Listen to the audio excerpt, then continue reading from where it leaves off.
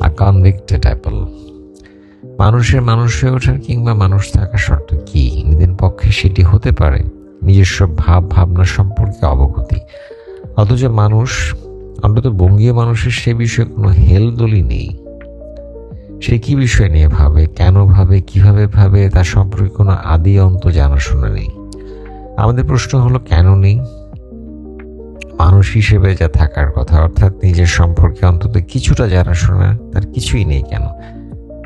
আমরা কি তাহলে পুরোপুরি মানুষ নই? মানুষ হতে আমাদের আরো সময় লাগবে। সময় লাগলে সেটি কত? অনেকেই সেই সময়কে অনন্তকাল মনে করেন, কেউ বা এই পরিস্থিতির পরিবর্তনকে মনে করেন অসম্ভব। সূর্যালো যশ এখানে আত্মবিশ্বাসী ও আশাবাদী একজন। বঙ্গদেশের দ্বিপদ প্রাণীদের এক আশ্চর্য অসুখ হলো, তারা নিজেদের সম্পর্কে প্রায় কিছুই জানে না। যতটুকু জানে তার পুরোটাই ভুল। এই ভুল জানার ঐতিহাসিক কারণ রয়েছে, তার ইতিহাসও সুদীর্ঘ সময়ের। অথচ এই অঞ্চলের দর্শনের মূল কথাই হলো আত্মনং বৃদ্ধি। নিজেকে জানার জন্য এখানে দর্শন সংস্কৃতির কত শত আয়োজন, কিন্তু পরিতাপের বিষয় হলো এই বিষয়ে, অর্থাৎ নিজেদের দর্শন সংস্কৃতি বিষয়ে বঙ্গীয় জনতার অজ্ঞতা আটকে ওঠার মতো ভয়াবহ নিচু পর্যায়ের। বিপরীতক্রমে বঙ্গীয় পণ্ডিত মূর্খ সর্বস্তরের মানুষের পাশ্চাত্য সম্পর্কে জ্ঞানের বহর এতই দীর্ঘ যে কোনো পাশ্চাত্য পণ্ডিত ভড়কে যেতে পারেন।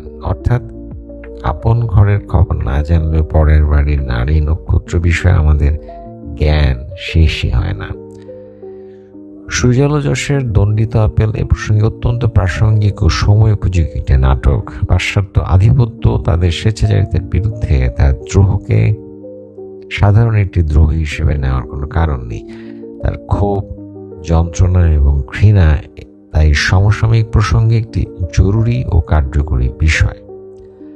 মানুষ হিসেবে বেঁচে থাকা, নিজের ভাবনা সম্পর্কে সচেতন থেকে নিজেদের ভালো মন্দের বিষয়ে সিদ্ধান্ত নেওয়ার সক্ষমতার জন্য জরুরি হলো আত্মজ্ঞান। এই আত্মজ্ঞান আমরা হারিয়ে ফেলেছি ইতিহাসের বিভিন্ন পর্যায়ের বিভিন্ন ঔপনিবেশিক শক্তির ষড়যন্ত্র ও নিজেদের উদাসীনতায়। এমন পরিস্থিতি থেকে উত্তরণের জন্য প্রয়োজন আমাদের মন মগজে জমে থাকা সকল তথ্যোপাত্তের পুনর্বিবেচনা। সূর্যালোর দণ্ডিত আপেল সেই উপস্থাপন করতে গিয়ে প্রচলিত বর্ণনামূলক পথকে পরিহার করে যেন স্বগতোক্তি হয়ে উঠেছে। নাটকের সকল চরিত্রের রয়েছে ঐতিহাসিক ভূমিকা, ফলে এই নাটক কেবল নাটকই নয়, ঐতিহাসিক পরিচিত চরিত্রগুলোর নতুন বিন্যাস, তাদের মনস্তাত্ত্বিক নানা সংকট।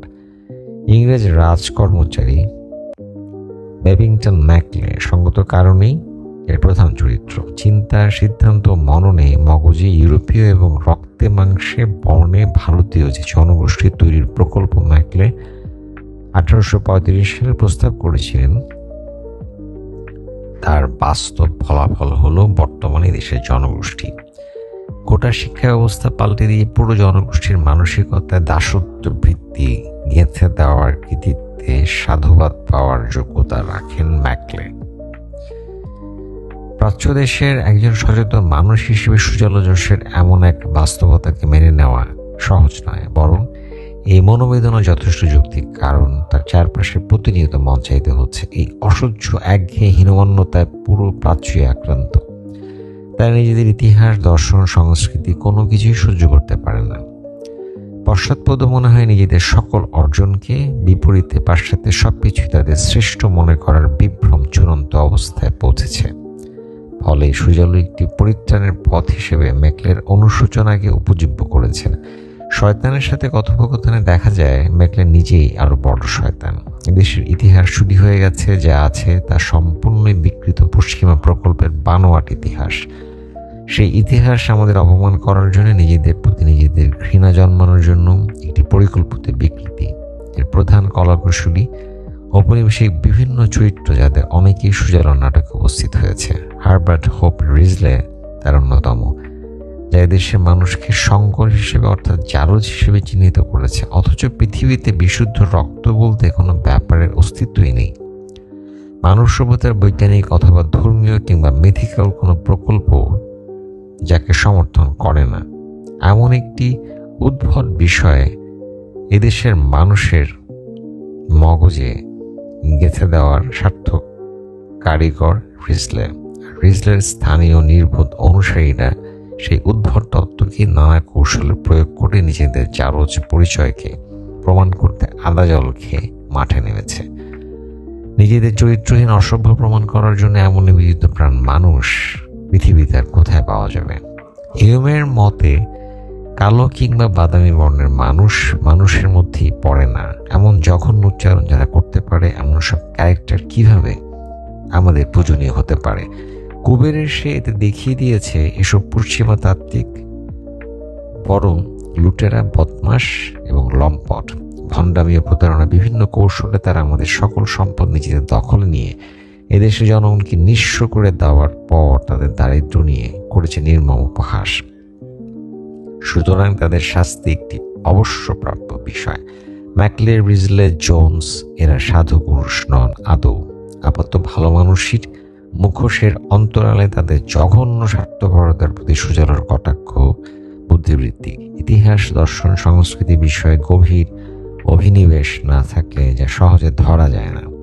বঙ্গীয় জনতাকে কিভাবে বিভিন্ন অপবাদে অপদস্থ ও হেয়প্রতিপন্ন করা হয়েছে তার একটি খণ্ডচিত্র এই নাটক। মাথার পরতে পরতে পশ্চিমা মায়োনিজ লাগানো থাকলেও তা সুস্বাদু হতে পারে, তবে পুষ্টি সাধনের সম্ভাবনা একেবারেই নেই। কেননা এদেশের মাটি, মানুষ, আত্মা ও মননের সাথে পশ্চিমের কোনো সৌহার্দ্য কোনো কালই হবে না, কারণ এটা বিপরীত ধাতুতে নির্মিত। এই প্যাথোলজিক্যাল বাস্তবতাকে যত তাড়াতাড়ি হৃদয়ঙ্গম করা সম্ভব হবে, আমৃত্যু দাসত্ব বৃত্তি থেকে ততই দ্রুত মুক্তির সম্ভাবনা স্পষ্ট হয়ে উঠতে থাকবে।